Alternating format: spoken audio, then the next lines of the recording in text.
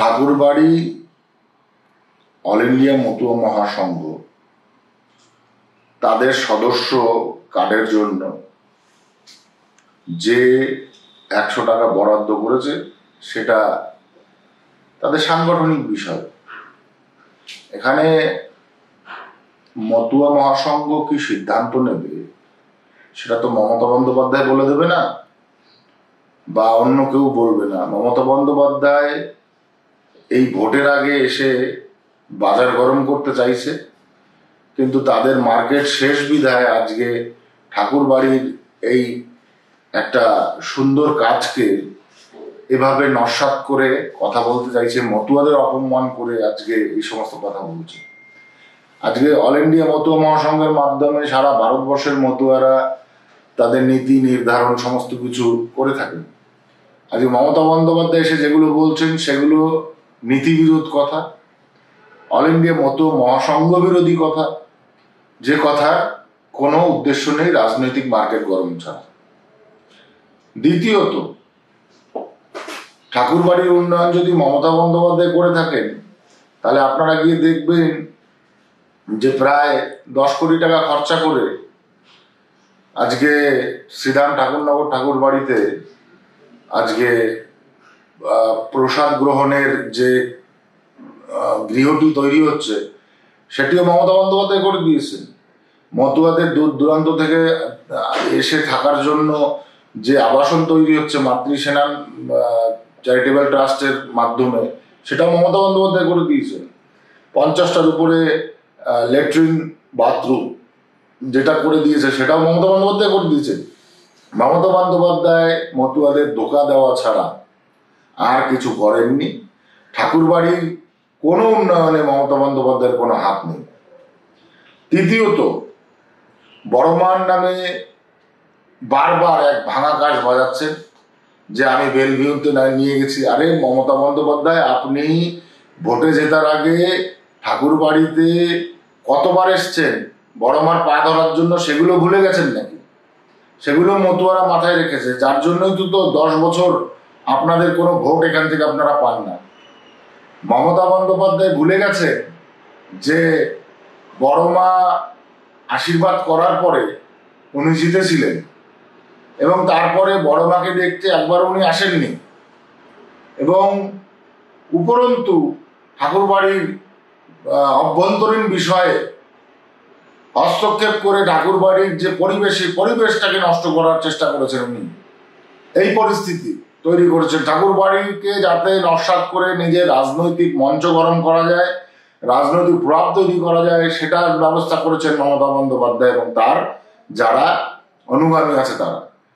কোনোদিনও মমতা বন্দ্যোপাধ্যায় বড়মার জন্য না কিছু করেছেন, না ঠাকুরবাড়ির জন্য কিছু করেছেন, না মতুয়া সমাজের জন্য কিছু করেছেন, শুধু ধোঁকা দিয়েছেন মতুয়াদের। চতুর্থত, এসআইআর নামে বিজেপি যদি এনআরসি চালু করে তাহলে তো এনআরসি এতদিনে তার গেজেট নোটিফিকেশন আসতো, অনেক কিছু আসতো, সেগুলো কোথায়? একটা মানুষকে ভোটের আগে এসে মানুষকে কানে মন্ত্র দেওয়ার মতো মন্ত্র দিয়ে যাবে না, সেগুলো মানুষ বিশ্বাস করবে? কোনো এনআরসি হচ্ছে না। সিএ সম্পূর্ণ সেন্ট্রাল গভর্নমেন্টের ইস্যু এবং সেই সেন্ট্রাল গভর্নমেন্টই সিএ ইন্টারন্যাশনাল ইস্যুতে হস্তক্ষেপ করতে পারে। কোনো রাজ্য সরকার বা সেই রাজ্য সরকারের মুখ্যমন্ত্রী কখনোই সেই ইস্যু নিয়ে কথা বলার কোনো জায়গা নেই বা সেটেলমেন্টের কোনো জায়গা নেই। মতুয়াদের পঞ্চমত, মতুয়াদের পাশে থাকার বার্তা দিয়েছেন তিনি। কি থাকবেন উনি মতুয়াদের পাশে? ভোটের আগে একটা এসে মার্কেট গরম করা। আগে আসতে পারতেন।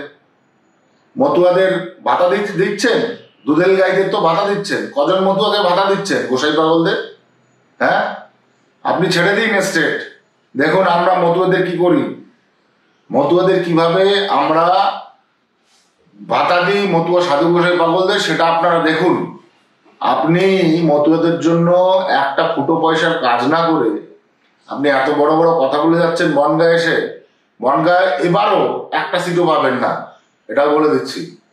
এই উত্তর 24 পরগনার মধ্যে যে 4টে সিট আছে বনগাঁ লোকসভা, তার একটা সিটও পাবেন না। আপনি আপনার দুধেল গাইদের দিচ্ছেন ভাতা, মতুয়াদের কেন দিচ্ছেন না? এ প্রশ্ন তো থাকবে মতুয়াদের সবার প্রথমে। মমতা বন্দ্যোপাধ্যায় চাঁদপাড়ায় হাঁটুক আর বনগায় হাঁটুক, রেলি করুক, যাই করুক, কখনোই মতুয়াদের পাশে উনি পাবেন না। কারণ মতুয়ারা জানেন, যদি কেউ সবচাইতে বেশি ক্ষতি করে থাকে তাহলে এই সরকার পশ্চিমবঙ্গের গভর্নমেন্ট সবচাইতে বেশি ক্ষতি করেছে। আর সবচাইতে বড় কথা হচ্ছে, তৃণমূলের এখন এমন পরিস্থিতি হয়েছে যে পরিস্থিতিতে তৃণমূল কোনো মাঠ ভরাতে পারছে না, যার জন্য আজকে চাকদা রোডের উপরে মমতা বন্দ্যোপাধ্যায়কে আজকে সভা করতে হচ্ছে। এটা লজ্জার বিষয়।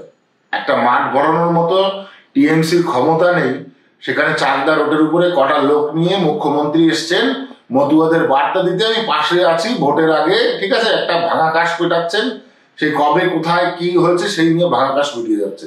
এই সমস্ততে কাজ হবে না। মতুয়ারা আপনাদের পাশে নেই। পারলে মতুয়াদের ভাতা দিন, সাধু গোসাই পাগলদের ভাতা দিন, তখন সাধু গোসাই পাগলরা বলবে আপনাকে যে হ্যাঁ আপনি কিছু করেছেন মতুয়াদের জন্য। কোনো কিছু না করে আপনি একদম পকেট খালি করে চলে এসেছেন মতুয়াদের ভোট নেওয়ার জন্য। এটা তো সহজ, সেগুলো বালি, এটা মাথায় রাখবেন। ধন্যবাদ। খবর দেখতে সাবস্ক্রাইব করুন বাংলা হান্টের ইউটিউব চ্যানেল। বাংলা হান্টের আরো খবর দেখতে নজর রাখুন। বাংলা খবর মানেই বাংলা হান্ট।